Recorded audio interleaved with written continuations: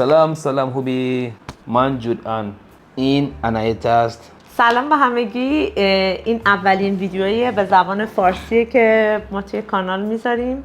من بیشتر ویدیوهایی که دارم توی کانال دیگمه. حالا میتونید اونم ببینید، لینکشو میذارم این پایین. اون کانال بیشتر برای قنایی است و مخاطباش هم قناییان، ولی احساس میکنم دوست داریم که مخاطبهای ایرانی هم داشته باشیم، برای همین این کانال رو درست کردم. و امروز که روز ولنتاینه داشتم فکر میکردم که چه موقعیت خوبی که یه ویدیو به زبان فارسی راجع به خودمون بذاریم. اول از همه خودم معرفی کنم، من آنایتا هستم، 32 سالمه و الان 4 سال غنا زندگی میکنم. قبل از غنا چین زندگی میکردم و اونجا با جود آشنا شدم. من جودم.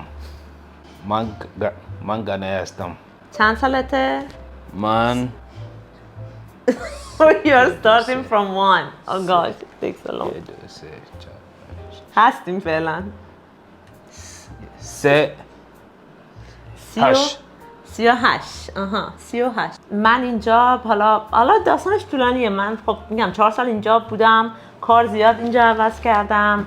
اول که اومدم با شرکت چینی کار میکردم، بعد از یه مدت تصمیم گرفتم که کار خودم شروع کنم و الان یه استودیوی تولید محتوا و دیجیتال مارکتینگ در واقع دارم.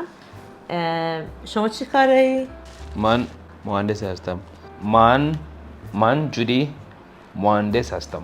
آفرین. یکی از چیزایی که خیلی از من پرسیده میشه، ما که نه، خب از من بیشتر پرسیده میشه اینه که ما چجوری با هم دیگه آشنا شدیم.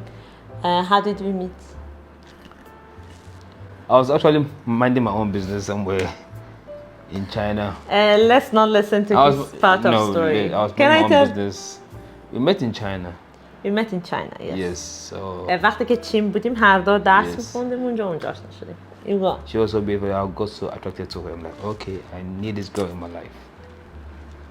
That's how it started. دیگه چشش رو گرفتم و همدیگه آشنا شدیم و اتفاق خیلی مثلا بگم 3 ماه بعد اینکه من مهاجرت کردم به چین اونجا با هم آشنا شدیم.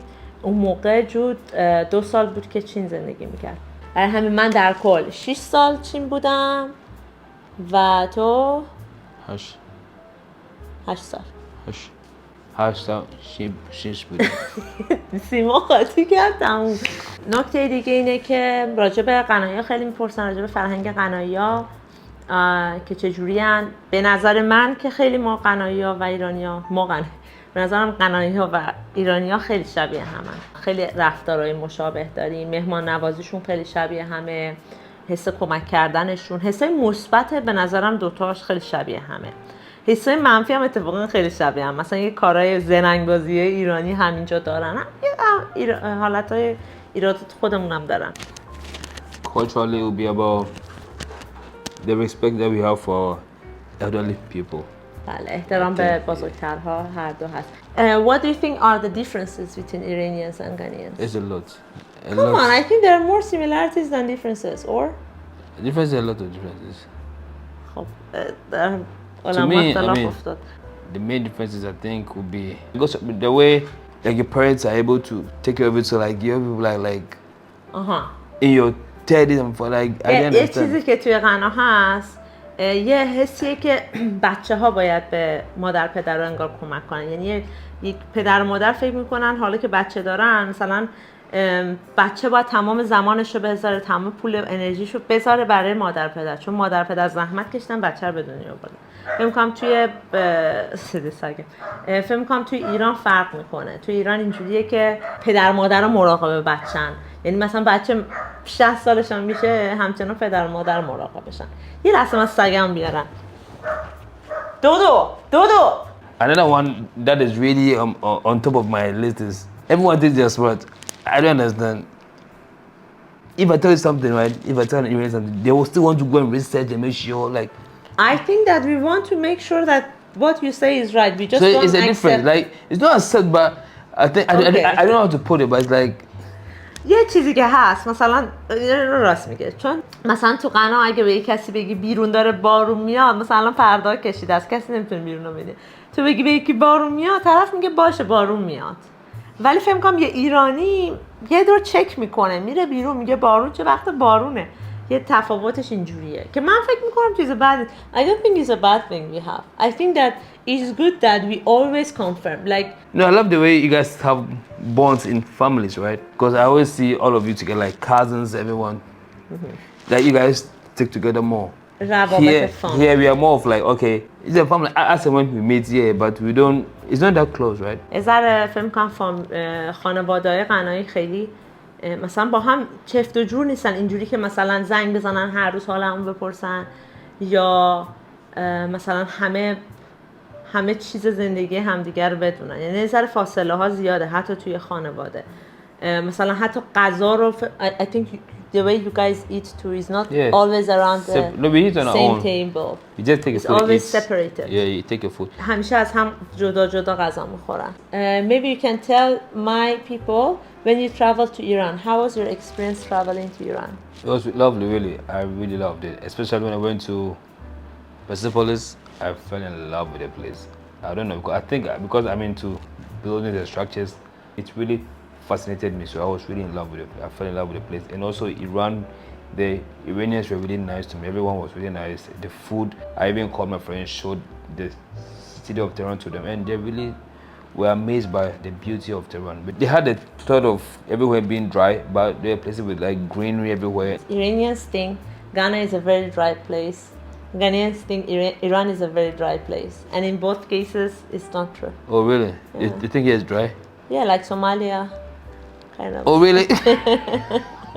خیلی براشون عجیبه که مثلا اینجا سرسبزی رو میبینن از من میپرسن ای مگه اونجا مثلا بیاب و علف نیست. جالب غنایان راجع به ایران همین فکر رو میکنن. همیشه از من میپرسن اونجا درخت هم دارین یا فقط مثلا صحرا و ایناست. سوالای دو طرف برای من خیلی جالبه. Did you know anyone from Iran before me? Personal, but not in person. You knew who? Of course, I knew Ahmadinejad. I also knew Kofi Annan. Yeah, Kofi, yeah, of course. ما تو فارسی بهش میگیم کوفی انان. غلطه، من اومدم فهمیدم. We call it کوفی انان. کوفی. Why کوفی انان؟ اسم واقعش کوفیه. کوفی اسم قدیم، یه اسم قنایی خیلی هم اسم کوفی پرمعناییه. کوفی is which day born? Friday? کوفی is a Friday born. کسی که جمعه به دنیا اومده باشه بهش میگن کوفی. So I'm Yao. I was born on a Thursday. I'm Yao. منم ابنا. سه‌شنبه به دنیا اومد.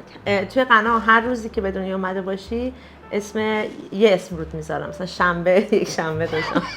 You don't name you after like اسامی هفته نیست. It's the day. Okay, so if you're born on a Thursday, there are names given to people born on Thursdays. If you're born on Friday, but it's not about the day.